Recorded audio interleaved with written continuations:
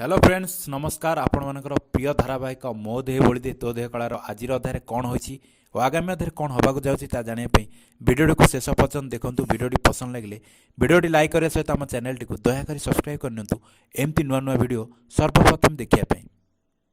दर्शक बंधु आपने देखिछंती उमाशंकर का देह खराब हो जाइछि और से असुस्थ हो पड़िछंती और तांको परिवार लोके तांको आनी बसौछंती और ठीक सही समय श्रद्धा कहते कि आज बापांकर खाइबा और मेडिसिन दायित्व मोर। यापर अभि चिंतार पड़ जाउछंती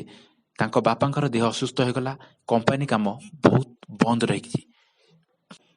और से व्यस्त हो पड़छंती और कहते सूर्यरथ अंकल मरीगले और बापा जेल रहिले तापर सब दायित्व मो उपरे